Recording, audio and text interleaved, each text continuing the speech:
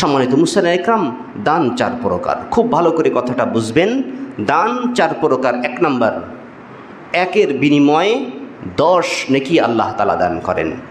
2 নম্বর, 1-এর বিনিময়ে 70 নেকি আল্লাহ তাআলা দান করেন। 3 নম্বর, 1-এর বিনিময়ে আল্লাহ তাআলা 700 দান করেন। 4 নম্বর, 1-এর বিনিময়ে আল্লাহ তাআলা 7000 দান করেন। খুব আগ্রহের সাথে কথাগুলো বোঝার চেষ্টা করেন। 1 নম্বর বললাম, দান 1-এর বিনিময়ে 10, 1-এর বিনিময়ে 70, 1-এর বিনিময়ে 700, 1-এর বিনিময়ে 7000। কেমন করে? মুফাসসিরিন ইকরাম তাদের তাফসীরের কিতাবের মধ্যে এমন করে লিখতেছেন, আল্লাহ তাআলা তোমাকে যে সম্পদ দান করেছেন, এই সম্পদ যখন তুমি দরিদ্র মানুষকে দান করবে, তার উপকার করার জন্য এই সম্পদ আল্লাহ তাআলা 1-এর বিনিময়ে তোমাকে 10 নেকি দান করবে। জোরে বলেন সুবহানাল্লাহ। ঠিক একইভাবে এই সম্পদ যদি কোনো ব্যক্তি তার নিকট আত্মীয় যারা আছে, অভাবী, অসহায়, একই সম্পদ যখন ব্যক্তি তার নিকট আত্মীয়কে দান করে, আল্লাহ পাক রব্বুল আলামিন ওই 1-এর বিনিময়ে ওই ব্যক্তির আমল নামায় 70 দান করে। জোরে বলেন সুবহানাল্লাহ। একইভাবে একজন ব্যক্তি সম্পদশালী, নিজের ভাই যে অসহায়, দুস্থ, দরিদ্র, নিজের ভাইকে যদি নিজের সম্পদ থেকে দান করে, রসুল বলতেছেন এই ব্যক্তিকে আল্লাহ তাআলা 1-এর বিনিময়ে 700 দান করবে। জোরে বলেন সুবহানাল্লাহ।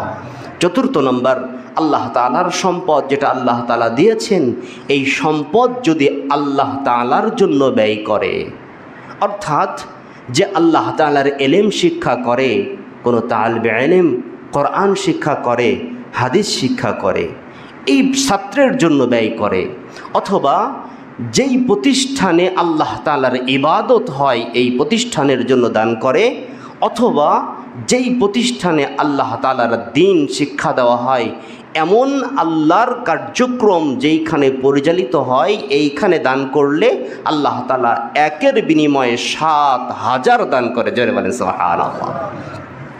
সম্মানিত মুসলিম ইকরাম, খুব ভালো করে কথাটা দিলের মধ্যে বোঝাবেন। আল্লাহ তাআলা যেই সম্পদ আমাদেরকে দিয়েছেন, নিছক এই সম্পদ আমাদের জন্য পরীক্ষা ছাড়া আর অন্য কিছু না। সুতরাং সাবধান আমাদের সম্পদের ব্যাপারে, আমাদের সম্পদ যেন আমাদেরকে জাহান্নামে না নিয়ে যায়। আল্লাহ তাআলা হেফাজত করে, সকলে বলেন আমিন। আমাদের সম্পদ হাসরের মাঠে যেন জাহান্নামের মধ্যে শাস্তির কারণ না হয়ে যায়। আমাদের সম্পদ যেন আমাদেরকে ধরে জাহান্নামের মধ্যে টেনে জাহান্নামে নিক্ষেপ না করে, এ ব্যাপারে সকলকে সতর্ক থাকতে হবে। সম্মানিত মুসলিম ইকরাম, সম্পদ আল্লাহ তাআলা দিয়েছেন, আল্লাহ তাআলার রাস্তায় সম্পদ ব্যয় করার জন্য বলেছেন। যে সমস্ত ব্যক্তি দুনিয়ার মধ্যে সম্পদ প্রাপ্ত হওয়ার পরেও আল্লাহর রাস্তায় সম্পদ ব্যয় করে না, তাদের সংক্রান্ত একটা অতীব জরুরি ঘটনা আমি শোনাতে চাচ্ছি। মনোযোগ সহকারে শুনব। এ ঘটনা শুনে আনন্দ পাওয়ার বিষয় না, বরং এ ঘটনা থেকে শিক্ষা নেওয়ার চরম চেষ্টা করব ইনশাআল্লাহ। সম্মানিত মুসলিম ইকরাম, আল্লাহ পাক রব্বুল আলামিন তিনার আয়াতে কারিমার মধ্যে ঘোষণা করেছেন। আল্লাহ পাক রব্বুল আলামিন সূরা তাওবার 75 নম্বর এবং 76 নম্বর আয়াতে আল্লাহ পাক রব্বুল আলামিন বলেছেন, অমিনহুম মান আহাদাল্লাহ।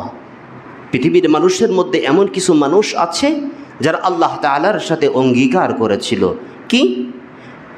লাইন আতানা মিন ফাদলিহি, যদি আল্লাহ তাআলা তার অনুগ্রহ আমার জন্য দান করেন, যদি আল্লাহ পাক রব্বুল আলামিন তার সম্পদের অংশ যদি আমাকে দান করেন, তাহলে আমি সেই সম্পদের লানা সাদাকান্না ওয়ালা নাকুনান্না মিনাস সলিহিন, আল্লাহ তাআলার এই ফজিলত যদি আমরা পাই, তাহলে আল্লাহর দেওয়া এই সম্পদ থেকে আমরা আল্লাহর রাস্তায় সদকা করব এবং নেককারদের অন্তর্ভুক্ত হব। আল্লাহ তাআলা বলছেন এই কথা।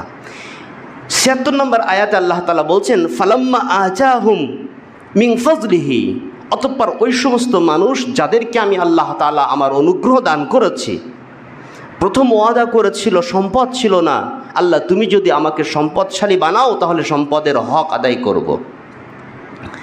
এরপর আল্লাহ তাআলা বলছেন, যখন আমি তাদেরকে আমার অনুগ্রহ দান করি বাখালু বিহি, তারা ওই সম্পদ পেয়ে, আমার অনুগ্রহ পেয়ে তারা বখিলতা শুরু করে দেয়, কার্পণ্য শুরু করে দেয়, ওয়াতাওয়াল্লাউ, আর মুখ ফিরিয়ে নেয়। আল্লাহ তাআলা বলছেন এরা সকলেই ক্ষতিগ্রস্তের অন্তর্ভুক্ত। সম্মানিত মুসলিম ইকরাম, রাসূলুল্লাহ সাল্লাল্লাহু আলাইহি সাল্লামের সময় একজন ব্যক্তি ছিলেন, নাম হলো সালাবা ইবনে হাতিব। এই ঘটনা বর্ণনাকারী রাসূলুল্লাহ সাল্লাল্লাহু আলাইহি সাল্লামের একজন সাহাবী, যিনার নাম হলো আবি উমামাহ আল বাহিলি রাদিয়াল্লাহু তাআলা আনহু। রাসূলুল্লাহ সাল্লাল্লাহু আলাইহি সাল্লামের সাহাবী আবি উমামাহ আল বাহিলি রাদিয়াল্লাহু তাআলা আনহু এই ঘটনা বর্ণনা করতেছেন। রাসূলুল্লাহ সাল্লাল্লাহু আলাইহি সাল্লামের সময় একজন ব্যক্তি ছিল যার নাম ছিল সালাবা ইবনে হাতিব। খুব ভালো করে বুঝবেন, এই লোকটা ছিল একসময় মসজিদে নববীর খাদেম। আল্লাহ রসুল যে মসজিদে নামাজ পড়াই দিয়ে থাকতেন, এই মসজিদের খাদেম ছিলেন। জমিনের উপরে এবং পাথরের উপরে অধিক পরিমাণ সেজদা করার কারণে তার কপালটা হয়ে গিয়েছিল উটের হাঁটুর মতো, শক্ত হয়ে গিয়েছিল। অত্যন্ত দরিদ্র এই সাহাবী একদিন নামাজ শেষ করে সুন্নাত না পড়েই মসজিদ থেকে বাহির হচ্ছে। আল্লাহ রসুল সাল্লাল্লাহু আলাইহি সাল্লাম সাহাবীকে ডাক দিয়ে বলতেছেন, সালাবা, কি ব্যাপার? আমি তোমাকে মুনাফিকদের মতো কার্যক্রম দেখছি কেন? নামাজ শেষ করার আগেই মসজিদ থেকে বাহির হয়ে যাচ্ছ, সুন্নাত আদায়ের আগেই মসজিদ থেকে বাহির হয়ে যাচ্ছ। আমার তো তোমার এই কাজটা মুনাফিকদের মতো মনে হচ্ছে। তখন সালাবা বলতেছে, ইয়া রাসূলুল্লাহ, ইয়া হাবিবাল্লাহ, আমি এবং আমার স্ত্রী দুইজন সদস্য পরিবারের, আমাদের দুইজনের সতর ঢেকে ইবাদত করার মতো কাপড় মাত্র একটা। আমাদের দুইজনের সতর ঢেকে ইবাদত করার মতো কাপড় মাত্র একটা। আমি আমার সতর ঢেকে মসজিদে নামাজ আদায় করেছি, আমার স্ত্রী এখনও নামাজের অপেক্ষায় রয়েছে। সুতরাং এই কাপড় আমি তার কাছে দিলে সে কাপড় পরিধান করে নামাজ আদায় করবে। এবার সাহাবী বলতেছেন, ইয়া রাসূলুল্লাহ, এই দরিদ্রতার অবস্থা আমাকে আর ভালো লাগতেছে না। আপনি আল্লাহ তাআলার কাছে দোয়া করেন যেন আল্লাহ তাআলা আমাকে সম্পদশালী বানিয়ে দেয়। সালাবার এই কথা শুনে রাসূলুল্লাহ সাল্লাল্লাহু আলাইহি সাল্লাম বলছে, শোনো, আমি পৃথিবীতে মানুষকে সম্পদশালী বানাইতে আসি নাই, আমি পৃথিবীতে এসেছি বাশীরা ওয়া নাযীরা, সুসংবাদ নিয়ে এসেছি। মানুষকে জাহান্নাম থেকে জান্নাতমুখী বানানোর জন্য এসেছি, আমি মানুষকে সম্পদশালী বানানোর জন্য আসি নাই। সালাবা আবার বলতেছেন, ইয়া রাসূলুল্লাহ, আপনি আল্লাহ তাআলার কাছে দোয়া করেন আল্লাহ তাআলা যেন আমার সম্পদ বাড়িয়ে দেয়। আল্লাহ রসুল সাল্লাল্লাহু আলাইহি সাল্লাম বলছেন, সালাবা, আমি যদি আল্লাহ তাআলার কাছে চাইতাম তাহলে মক্কা মদিনার যেই পাহাড়গুলো আছে এই পাহাড়গুলো স্বর্ণে পরিণত হয়ে এই পাহাড়গুলো আমার পিছে পিছে ছুটত, কিন্তু আমি সেটা চাইব না। সালাবা, তুমি যেই অবস্থায় আছো এটাই তোমার জন্য কল্যাণ, সম্পদওয়ালা হওয়ার চাইতে। কিন্তু সালাবা আবার রসুলকে বলতেছেন, ইয়া রাসূলুল্লাহ, না, আপনি আমার জন্য দোয়া করেন, কারণ দরিদ্র হওয়ার কষ্ট, অভাবী হওয়ার কষ্ট এটা কি এটা আমি বুঝেছি, হাড়ে হাড়ে বুঝেছি। যদি আল্লাহ তাআলা আমাকে সম্পদশালী বানিয়ে দেয় তাহলে আমি এই সম্পদের হক আদায় করে দরিদ্র মানুষদের সর্বদা পাশে থেকে আমি সম্পদের হক আদায় করব এবং মানুষকে দান করে সদকা করে মানুষকে স্বাবলম্বী করে দেব। যখন এই কথা রসুলের সাথে বললেন, আল্লাহ রসুল দোয়া করলেন, আল্লাহ তুমি সালাবার সম্পদের মধ্যে বরকত দান করে দাও। আল্লাহ রসুল সাল্লাল্লাহু আলাইহি সাল্লামের দোয়া শেষ হলো। সালাবা ইনার পেশা ছিল উনি ছাগল আর ভেড়ার খামার করতেন। অল্প কিছুদিনের মধ্যে রসুলের দোয়ার বরকতে তার ওই বকরির পাল আর ভেড়ার পালের মধ্যে এত বেশি বরকত হলো, যেইখানে বসবাস করতো সালাবা মদিনার ওই শহরের মধ্যে, এই জায়গায় আর সংকলন হচ্ছে না জায়গা। এজন্য সালাবা মদিনা থেকে অদূরে একটা গ্রামে যে অনেক জায়গা কিনে অনেক বড় করে খামার করে এইখানে চাষবাস শুরু করে দিল। যেহেতু মদিনা থেকে দূরে চলে গিয়েছে, আল্লাহ পাক রব্বুল আলামিন তার সম্পদের মধ্যে বরকত বাড়াচ্ছেন আর বাড়াইতে আছেন। কিন্তু দুঃখের বিষয়, সালাবা আগে 5 ওয়াক্ত নামাজ রসুলের পিছনে মসজিদে নববীতে আদায় করত, কিন্তু সম্পদ অধিক হয়ে যাওয়ার কারণে এই বকরির পালগুলা, গাধা আর ছাগল আর ঘোড়াগুলো অধিক হয়ে যাওয়ার কারণে তাদের খেদমত করতে যে আর 5 ওয়াক্ত নামাজ মসজিদে নববীতে আসার সৌভাগ্য হয় না। শুধু জোহরের নামাজ আর আসরের নামাজ মসজিদে নববীতে এসে রসুলের পিছে আদায় করেন। দিন যাইতে যাইতে তার সম্পদের মধ্যে আরও বরকত চলে আসলো। সালাবা সেইখান থেকে আবার তার সমস্ত কিছু গুছিয়ে আরও দূরে গ্রামের মধ্যে চলে গেল, যেখানে জমির দাম অনেক কম, অনেক বেশি পরিমাণ জমি কিনে সেইখানে আবার খামার করলেন। সালাবা এবার অত্যন্ত দুঃখের বিষয়, জোহরের নামাজ আর আসরের নামাজটা মসজিদে নববীতে আসতে পারেন না। শুধু শুক্রবারের দিন জুমার নামাজটা রাসূল সাল্লাল্লাহু আলাইহি ওয়াসাল্লামের পিছনে আদায় করার জন্য ওই দূর গ্রাম থেকে সাহাবা মসজিদে আসেন। আল্লাহ পাক রব্বুল আলামিন এদিকে তার সম্পদের ভিতর বরকত দিচ্ছেন। এইখানে যাওয়ার পরেও তার সম্পদ এত বেশি বেড়ে গেল, তার বকরি ছাগলগুলো এত পরিমাণ বেড়ে গেল, ওই জায়গায় সংকলন হয় না। সাহাবা সেইখান থেকে আরও দূর গ্রামের চলে গেলেন, অনেক বড় করে খামার করলো, অনেক সম্পদের মালিক হলো। কিন্তু দুঃখের বিষয়, অতি দূরত্ব হওয়ার কারণে এই সাহাবী আর রসুলের পিছে জুম্মার নামাজটাও আদায় করতে আসতে পারেন না। আল্লাহ রসুল সাল্লাল্লাহু আলাইহি সাল্লাম জুমার নামাজ পড়ে যখন সাহাবীদের সাথে মোলাকাত করতেন, অধিকাংশ সময় সাহালাবার খোঁজ নিতেন, আমার সাহালাবা কোথায়। সাহাবা একরাম রসুলকে জানাচ্ছেন, ইয়া রাসূলুল্লাহ, তার সম্পদ এত পরিমাণ বেড়ে গিয়েছে, তার খামার এত বড় হয়েছে, সেই খামার দেখাশুনো করার জন্য সে দূর থেকে মদিনায় এসে আর নামাজ আদায় করতে পারে না। আল্লাহ রসুল সাল্লাল্লাহু আলাইহি সাল্লাম তখন বললেন, ইয়া ওয়াইহাতা সালাবা, ইয়া ওয়াইহাতা সালাবা, ইয়া ওয়াইহাতা সালাবা। ও সালাবা, তোর জন্য আমার আফসোস হয়, তোর জন্য আমার আফসোস, তোর জন্য আমার আফসোস। রসুল 3 বার শব্দ ব্যবহার করলেন। ঠিক এই পর্যায়ে আল্লাহ পাক রব্বুল আলামিন সূরা তাওবার 103 নম্বর আয়াত আল্লাহ তাআলা নাজিল করলেন। আল্লাহ তাআলা বললেন, খুয মিন আমওয়ালিকুম সাদাকা, সমাজের মধ্যে যারা ধনী রয়েছে তাদের থেকে সম্পদ গ্রহণ করো এবং দরিদ্রদের মধ্যে সেই সম্পদ বন্টন করে দাও। অর্থাৎ আল্লাহ পাক রব্বুল আলামিন যাকাতের বিধান নাজিল করলেন। আল্লাহ রাসূল সাল্লাল্লাহু আলাইহি সাল্লাম সমাজের ধনীদের লিস্ট বানাইলেন। সেই লিস্টের সর্বপ্রথম সাহালাবার নাম আসলো, আর এক গোত্রের আরেকজন ব্যক্তির নাম আসলো, বেশ কয়েকটা নাম এসেছে। আল্লাহ রসুল প্রতিনিধি বানিয়ে প্রত্যেকের কাছে লোক পাঠাইলেন। যখন এক গোত্রের মানুষের কাছে যে রসুলের এই যাকাতের বিধানের কথা বলল, একজন উটের খামারি যে উট পালন করত, উটের ব্যবসা করত, তার কাছে যে বলল, রসুল সাল্লাল্লাহু আলাইহি সাল্লাম পাঠিয়েছেন, আল্লাহ তাআলা যাকাতের বিধান নাজিল করেছে, সুতরাং আপনার উট হিসাব করে আপনি যাকাত দেন। তখন ওই সাহাবী বলতেছে, শোনো, আল্লাহ রসুল সাল্লাল্লাহু আলাইহি সাল্লাম যেইভাবে গণনা করে দিয়েছেন, আমার সম্পদ হিসাব করে এইখান থেকে যেই পরিমাণ যাকাতের সম্পদ হয় এটা নিয়ে চলে যাও। এমন করে যার কাছে গিয়েছে সেই যাকাত গ্রহণ করে, যাকাতের বিধান গ্রহণ করে রসুলের কাছে যাকাত পৌঁছে দিয়েছে।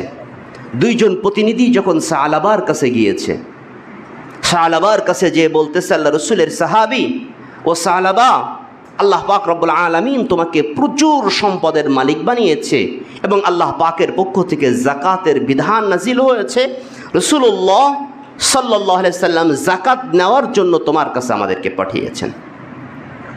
তখন সাহাবা যাকাতের এই বিধান শুনে ওই সাহাবীদেরকে বলতেছেন, যাকাত এটা কেমন একটা বিধান, আমার কাছে তো এটা জিজিয়া আর করের মতো মনে হচ্ছে, আমার কাছে তো এটা সম্পদের জরিমানা মনে হচ্ছে, আমার কাছে তো এই বিধানটা কেমন যেন কর দেওয়ার মতো, ট্যাক্স দেওয়ার মতো মনে হচ্ছে।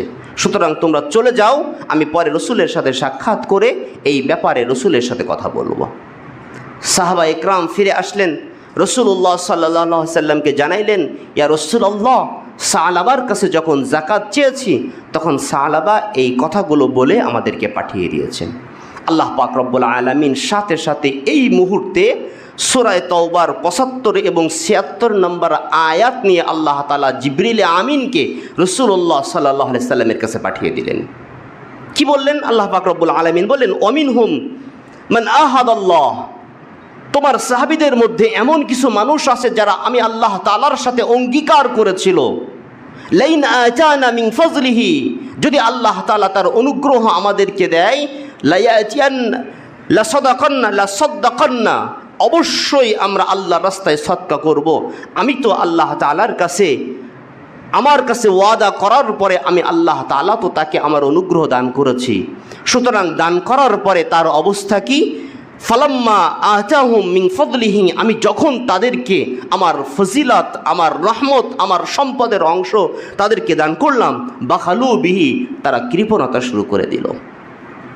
যখন এই আয়াত দুইটা নাজিল হচ্ছে, আল্লাহ রাসূল সাল্লাল্লাহু আলাইহি ওয়াসাল্লাম যখন এই আয়াত শোনাইলেন, তখন মসজিদে সালাবার মামা ছিল। সালাবা সংক্রান্ত এই আয়াত নাজিল হওয়ার সাথে সাথে সালাবার এই মামা দৌড় দিয়ে চলে গেছে সালাবার কাছে, ও সালাবা, আল্লাহ তাআলা তোমার বিরুদ্ধে কোরআনের আয়াত নাজিল করেছেন, আল্লাহ তাআলা তোমার বিরুদ্ধে কোরআনের আয়াত নাজিল করেছেন। আল্লাহ তাআলার সাথে ওয়াদা করেছিলে, আল্লাহ তাআলা তোমাকে সম্পদশালী করেছে, আর তুমি যাকাত দিতে অস্বীকার করছো, আল্লাহ তাআলা তোমার বিরুদ্ধে কোরআনের আয়াত নাজিল করেছে। সালাবা চিন্তা করলো, আমি যদি এই মুহূর্তে যাকাত না দেই তাহলে মানুষ আমাকে নিয়ে সমালোচনা করবে। আল্লাহ পাক রব্বুল আলামিন এই গাদ্দারদেরকে তাদের অবস্থা পৃথিবীর শেষ পর্যন্ত মানুষকে জানানোর জন্য আল্লাহ তাআলার সাথে কৃত অঙ্গীকার ভঙ্গ করার কারণে তার এই কীর্তি জানানোর জন্য আল্লাহ তাআলা কোরআনের আয়াতের মাধ্যমে আমাদের কাছে সংবাদ পৌঁছে দিয়েছেন। সালাবা চিন্তা করতেছে, যদি আমি যাকাত না দেই তাহলে মানুষ আমার যাকাত নিয়ে, আমার সম্পদ নিয়ে আলোচনা করবে, সমালোচনা করবে। ফজর হওয়ার আগেই সালাবা বিশাল বড় একটা ছাগল আর বকরির পাল নিয়ে মসজিদে নববীতে উপস্থিত। আল্লাহ রাসূল সাল্লাল্লাহু আলাইহি সাল্লাম নামাজ শেষ করলেন, ফজরের নামাজ শেষ করে দেখছেন মসজিদে নববীর বাইরে অনেকগুলা বকরির পাল। আল্লাহ রাসূল জিজ্ঞাসা করলে, এগুলো কে নিয়ে এসেছে? সালাবা দাঁড়িয়েছে, ইয়া রাসূলুল্লাহ, আমি নিয়ে এসেছি। কেন? এটা আমার যাকাতের অংশ, আপনার জন্য দান করলাম। আল্লাহ রাসূল সাল্লাল্লাহু আলাইহি সাল্লাম বললেন, সালাবা শোনো, দেরি হয়ে গিয়েছে। আল্লাহ তাআলা তোমার অন্তরের খবর রাখেন, আর আল্লাহ তাআলা জিবরিল আলাইহিস সালামের মাধ্যমে আমার কাছে সংবাদ পৌঁছে গিয়েছে আমি যেন সালাবার যাকাত গ্রহণ না করি। সুতরাং আল্লাহর আদেশে আমি মুহাম্মদুর রাসূলুল্লাহ সাল্লাল্লাহু আলাইহি সাল্লাম সালাবা তোমার যাকাত গ্রহণ করতে পারবো না। সালাবা যাকাত দিতে পারলেন না। আল্লাহ রাসূলের ইন্তেকাল হলো। হযরত আবু বকর সিদ্দিক রাদিয়াল্লাহু তাআলা আনহুর খেলাফতের আমল আসলো। সালাবা যাকাতের পাল নিয়ে আবু বকরের কাছে এসেছে, ও আবু বকর ভাই, আমার যাকাতটা একটু নাও। আবু বকর বলতেছেন, নবী করিম সাল্লাল্লাহু আলাইহি সাল্লাম যেই যাকাত নিতে অস্বীকার করেছেন, আমি আবু বকরের সেই দুঃসাধ্য নাই তোমার যাকাত গ্রহণ করার। আবু বকর যাকাত গ্রহণ করে নাই। আবু বকর রাদিয়াল্লাহু তাআলা আনহুর পরে ওমরে ফারুক রাদিয়াল্লাহু তাআলা আনহুর শাসন আমল এসেছে। সালাবা আবার সম্পদের পাহাড় নিয়ে ওমরে ফারুকের কাছে এসেছে, ওমর ভাই, আমার যাকাতটা একটু নাও। ওমর বলতেছেন, রসুল যাকাত নাই, আবু বকর যাকাত নাই, আমি ওমরের সাহস নাই তোমার যাকাত গ্রহণ করার। ওমর রাদিয়াল্লাহু তাআলা আনহু সালাবার যাকাত গ্রহণ করে নাই। সালাবা চলে গেলেন, ওমরের যুগ শেষ হলো, উসমানে গনি রাদিয়াল্লাহু তাআলা আনহুর যুগ শুরু হলো। দৌড়া এসেছে, ভাই উসমান, আমার যাকাতটা একটু নাও না। উসমান বলতেছে, রসুল নাই, আবু বকর নাই, ওমর নাই, আমি উসমানও তোমার যাকাত গ্রহণ করব না। শেষ পর্যন্ত উসমান রাদিয়াল্লাহু তাআলা আনহুর খিলাফত আমলে ওই সালাবা নামক ব্যক্তির ইন্তেকাল হয়েছে। সে মৃত্যুর আগ পর্যন্ত কখনো তার সম্পদ থেকে আল্লাহর রাস্তায় দান করা আর আল্লাহর রাস্তায় যাকাত দেওয়ার মতো সৌভাগ্য অর্জন করতে পারে নাই। সুতরাং সকলের কাছে বিনীত অনুরোধ এইটা, আল্লাহ তাআলা তার অনুগ্রহ আমাদেরকে দান করেছেন এবং আল্লাহ তাআলাই চাচ্ছেন। সুতরাং যারা আল্লাহ তাআলার চাওয়াটা মেনে নিয়ে আল্লাহর জন্য সফর করে দেয়, আল্লাহ তাআলা তার সম্পদের মধ্যে বরকত বাড়িয়ে আল্লাহ তাআলা তাকে আরও বেশি সম্পদশালী করে দেয়। আল্লাহ তাআলা আমাদের কথাগুলো বুঝবার তৌফিক দান করে, সকলে বলেন আমিন। আল্লাহ তাআলা আমাদের সম্পদ আমাদের জান্নাতের পাথেয় হিসেবে গ্রহণ করুক, সকলে বলেন আমিন। আল্লাহ তাআলা এই সম্পদ জাহান্নাম থেকে আমাদেরকে বাঁচাই, এই তৌফিক যেন আল্লাহ তাআলা দান করে, সকলে বলেন আমিন। ওয়া আখির দাওয়ানা আলহামদুলিল্লাহ।